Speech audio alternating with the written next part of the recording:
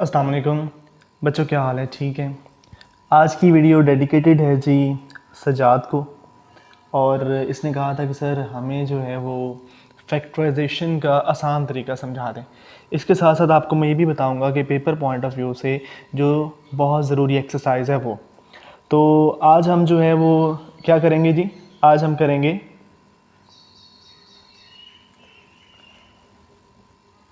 Factorisation करेंगे। और बेटा फैक्टराइजेशन में हमारे पास जो टॉपिक होगा वो टॉपिक क्या है हमारे पास? 4.2। क्लियर होगी बात? तो 4.2 को आज हम सॉल्व करने की कोशिश करेंगे और साथ साथ आपको मैं ये भी बताऊंगा कि पेपर पॉइंट ऑफ व्यू से जो ज़रूरी क्वेश्चंस हैं वो भी। तो हम स्टार्ट करते हैं क्वेश्चन 1 से। तो क्वेश्चन 1 में क्या चीज़ है? क्वेश्चन 1 में बेटे आपको मैं क्वेश्चन करवाऊंगा एक क्वेश्चन नंबर 4।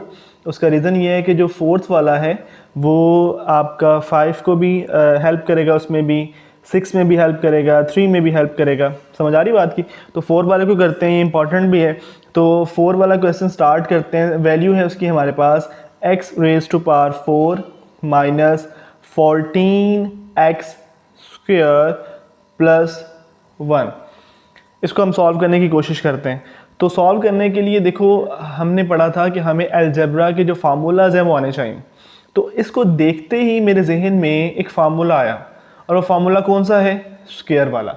तो इससे आपको बेसिकली पता चलेगा कि आपने क्यूब वाला फार्मूला लगाना है या स्क्वायर वाला लगाना है। पॉइंट समझ आ रही है? तो इसमें ज़्यादातर जो इस्तेमाल होगा वो a प्लस बी या a minus B whole square, A square minus B square, ये दो फार्मूलाज हैं जो ज़्यादातर इस्तेमाल होंगे। ठीक है, अच्छा जी। अब बेटे आगे चलते हैं। तो इसको मैं ज़रा पहले अरेंज करता हूँ। अरेंज कैसे करूँगा? इस तरह से अरेंज करने की कोशिश करूँगा कि ये हमारे पास कोई एक प्रॉपर ऑर्डर बन जाए।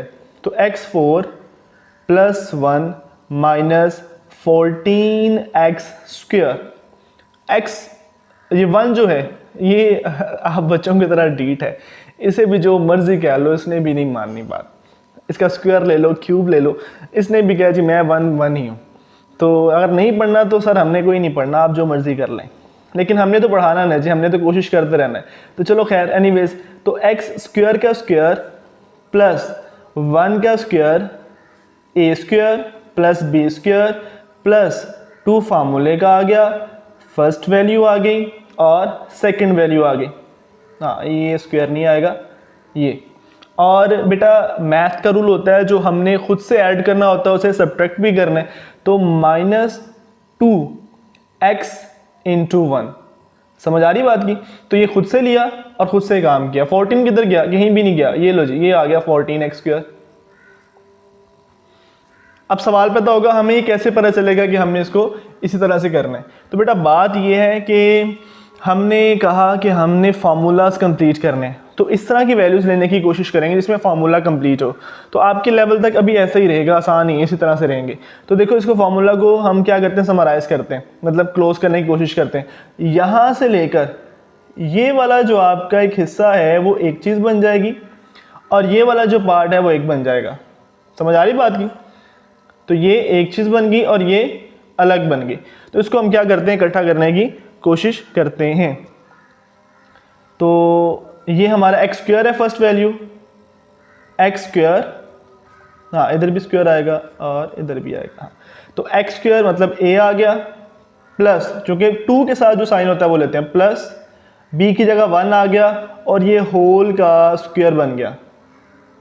अब माइनस माइनस प्लस होता है लेकिन साइन बड़ी वैल्यू का आता है, तो माइनस आया। 14 प्लस 2 इज इक्वल टू 16 और साथ x का स्क्वायर आ गया। याद रखो बेस जब सेम होती है मल्टीप्लाई करते हैं, पावर्स को ऐड कर देते हैं, लेकिन यहाँ पर हम प्लस माइनस कर रहे हैं, मल्टीप्लाई नहीं कर रहे, तो इसलिए हमारे पास ये पावर जो है वो ऐड नहीं होगी, एलसीज आएगी। तो ये बन गया।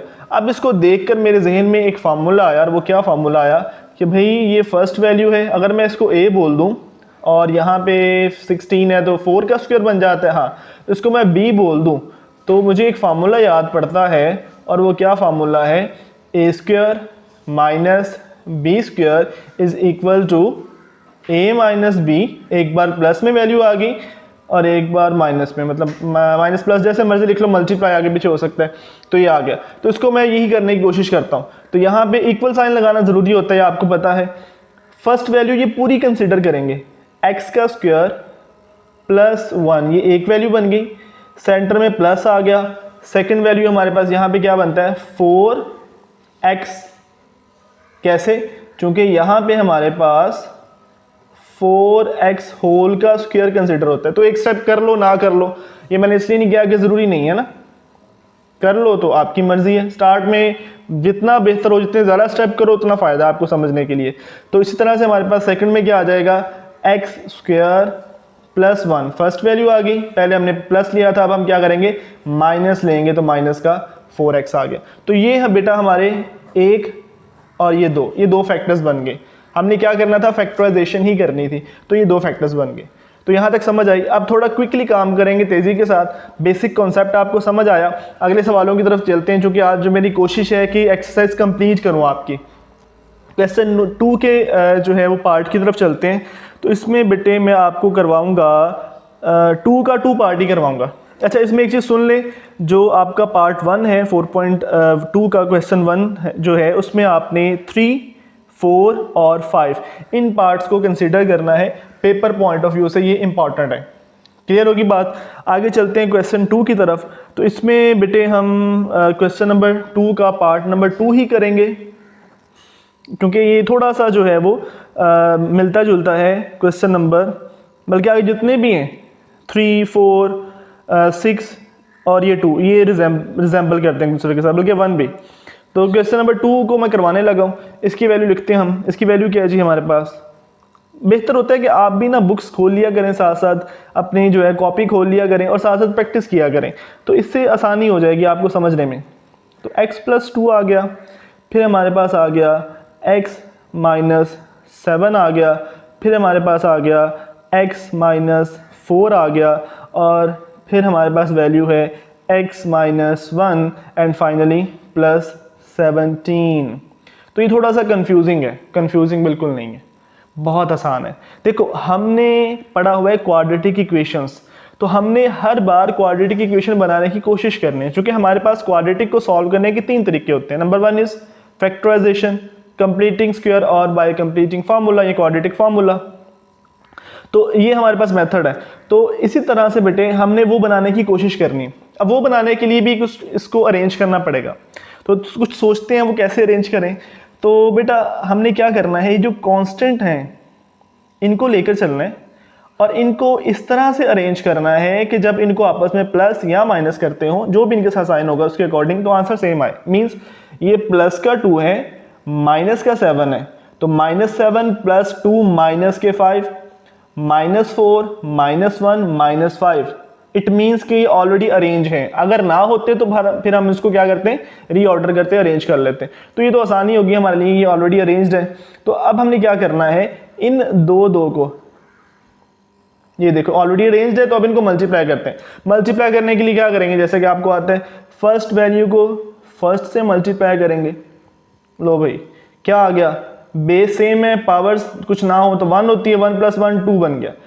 फर्स्ट वैल्यू को सेकंड के साथ करेंगे, साइन दरमियान में जो होगा -7x, same as it is इस वैल्यू को सेकंड को इस फर्स्ट के साथ करेंगे, तो साइन प्लस का है, प्लस के 2x आगे, सेम एज इट इज इस 2 को इस 7 के साथ करेंगे, प्लस माइनस, -2 7s are 14। समझ आ रही बात की कैसे मल्टीप्लाई करना है। और इस तरह से अब इसको भी कर लेते हैं, थोड़ा सा तेज करते हैं काम, क्योंकि लेक्चर जो है हमारा ज़रा लेंथी होता जा रहा है। x² - x -4x minus plus 4 1s are 4, तो 17 आ गया। अब इसको आगे फर्दर सॉल्व करते हैं। x², बेटा ये भी x है, ये भी x है, माइनस का 2 प्लस का माइनस के 5x आगे जो हमने स्टार्ट में बात की थी, और माइनस के 14 आगे। यहाँ तक की प्रॉब्लम है तो आप मुझसे पूछ भी सकते हो, ठीक है, कमेंट करो, मैं इंशाल्लाह उसका रिप्लाई भी आपको कर दूंगा।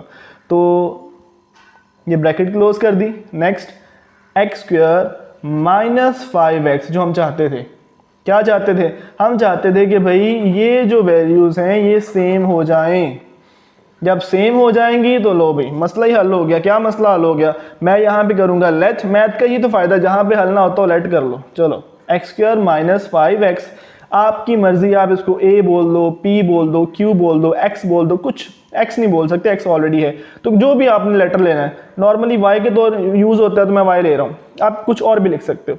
तो y माइनस 14 आ गया और ये बन गया y प्लस 4 प्लस 17 अपनी जगह पर बरकरार, इसको नहीं हमने छेड़ा। अब देखो दो पेयर्स बन गए, मतलब दो फैक्टर्स बन गए जो ऊपर थे, इनको आपस में मल्टीप्लाई करेंगे तो हमारे पास क्वाड्रेटिक की फॉर्म में आ जाएंगे कुछ ना कुछ इस तरह से।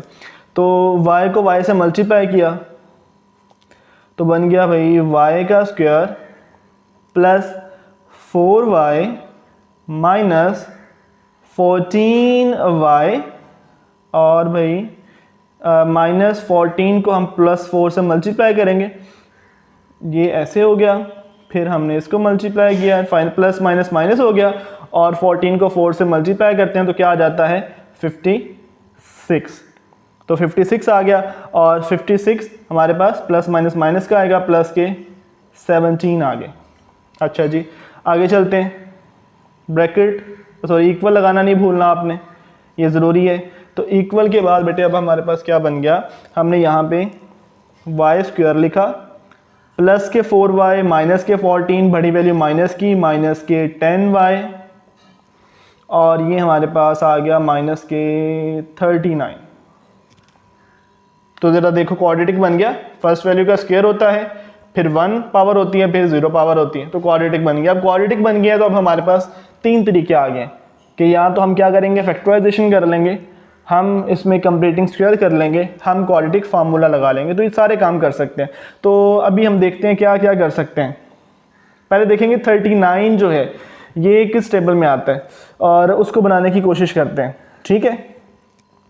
अगर मैं इसको ऐसा करूं 39 13 3 मतलब 13 3 बार 39 और 10 चाहिए। तरीका हमारे पास ये होता है, जो सेंट्रल वैल्यू है इसको हमने दो हिस्सों में डिवाइड करना होता है, इस तरह से डिवाइड करना होता है। पहले हम क्या करते हैं, जो फर्स्ट वैल्यू मतलब स्क्वायर है और ये जो हमारे पास 0 है, ये हमारे पास क्या करें, इनको जब मल्टीप्लाई करें तो जो भी आंसर आता है 39 वाई स्क्वायर आता है और वैल्यू माइनस की आती है, तो हमने इसको दो हिस्सों में डिवाइड करना है कि जब मल्टीप्लाई करें तो यही आ जाए, प्लस या माइनस करें तो ये आ जाए। तो यहाँ पे मुझे जो याद पड़ता है वो मेरे ख्याल से, अगर हम अच्छा ये याद रखना, ये जो साइन ये होगा बड़ी वैल्यू के साथ वही लेना है।